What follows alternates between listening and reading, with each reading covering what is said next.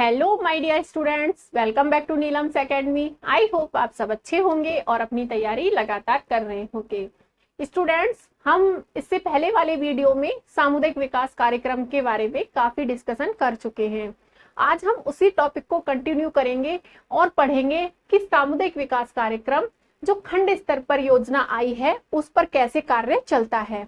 इससे पहले वाले वीडियोज में हम पढ़ चुके हैं कि केंद्रीय स्तर पर कैसे कार्य चलता है, राजकीय स्तर पर कैसे कार्य चलता है, या कह लीजिए कि राज्य स्तर पर कैसे कार्य चलता है, जिला स्तर पर कैसे कार्य चलता है। आज जो हम डिस्कशन करेंगे वो है खंड स्तर पर सामुदायिक विकास कार्यक्रम पर कैसे कार्य चलता है। सामुदायिक विकास कार्यक्रम क्या है? ग्रामीण क्षेत्रों में जो जो समस्याएं चल रही हैं उन समस्याओं के निवारण हेतु सामुदायिक विकास कार्यक्रम चलाया गया है। तो सामुदायिक विकास कार्यक्रम पर खंड स्तर पर कैसे कार्य चलता है वो आज हम पढ़ेंगे। तो खंड स्तर पर खंड विकास समिति गठित कर ली जाती है। क्या होता है? खंड स्तर पर खंड विकास समिति गठित की जाती है, जिसे हम क्षेत्रीय समिति भी कहते हैं, जिसे हम ब्लॉक समिति भी कहते हैं। वही योजना जब खंड स्तर पर आई है तो उस योजना पर विचार विमर्श करने के लिए जो लोग सम्मिलित होते हैं, जो सदस्य सम्मिलित होते हैं, उसको हम क्या कहते हैं? क्षेत्रीय समिति कहते हैं। और क्या कहते हैं? ब्लॉक समिति कहते हैं कि इस योजना पर आगे कार्य कैसे हमें करना है।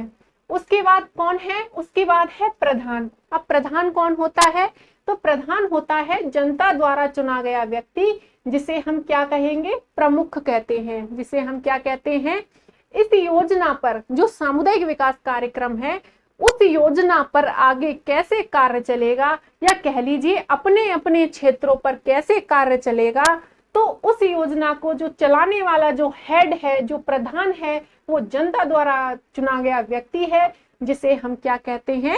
प्रमुख कहते हैं। उसके बाद है मंत्री। अब मंत्री कौन होता है? मंत्री होता है खंड विकास अधिकारी।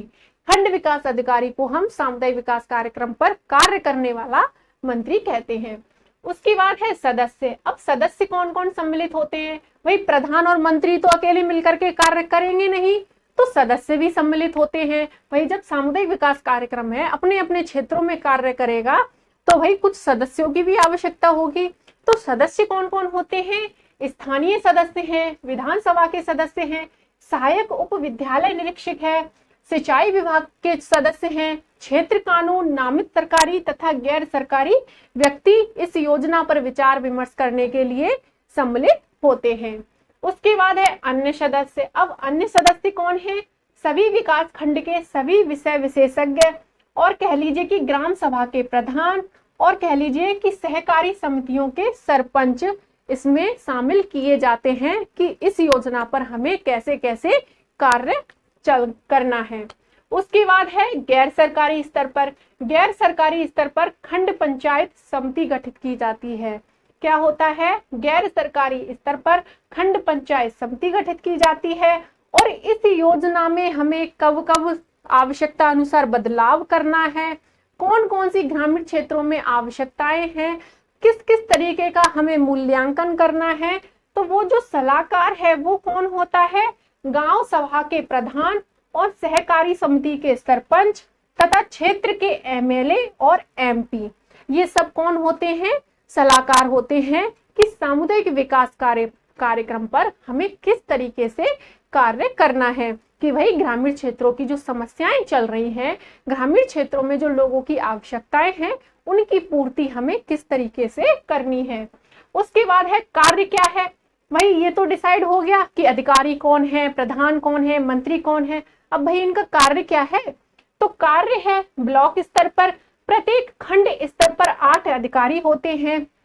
जब ये योजना खंड स्तर पर आती है तो अपने अपने क्षेत्र बांट दिए जाते हैं। तो उन क्षेत्रों में 8 अधिकारी होते हैं, और क्या करते हैं? जो अपने विषय क्षेत्र में कार्य करते हैं।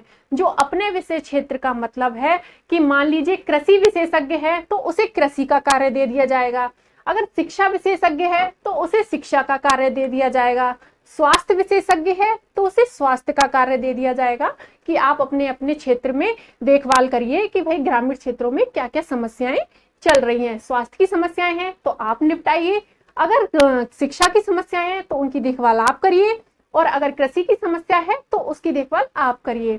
अब ऐसा तो नहीं है कि एक व्यक्ति को सारे कार्य दे दिए जाएंगे और वो सारे कार्य कर लेगा, तो ऐसा तो मुमकिन नहीं है। तो अपने अपने क्षेत्र में 8-8 अधिकारी नियुक्त कर लिए जाते हैं जो अपने अपने विषय विशेषज्ञ होते हैं और जिनको अपने अपने कार्य दे दिए जाते हैं। कौन कौन से कार्य हो सकते हैं वो, जैसे कृषि क्षेत्र हो गया, या कह लीजिए कृषि कार्य हो गया, कुटीर उद्योग धंधे हो गए, जो छोटे छोटे गांव में कुटीर उद्योग धंधे जो चल रहे हैं उनके विषय विशेषज्ञ हो गए, स्वास्थ्य का विषय विशेषज्ञ होगा। इन विषयों पर कार्य करने के लिए विषय विशेषज्ञों की नियुक्ति की जाती है। पंचायत है, पशुपालन है, सामाजिक शिक्षा है आदि।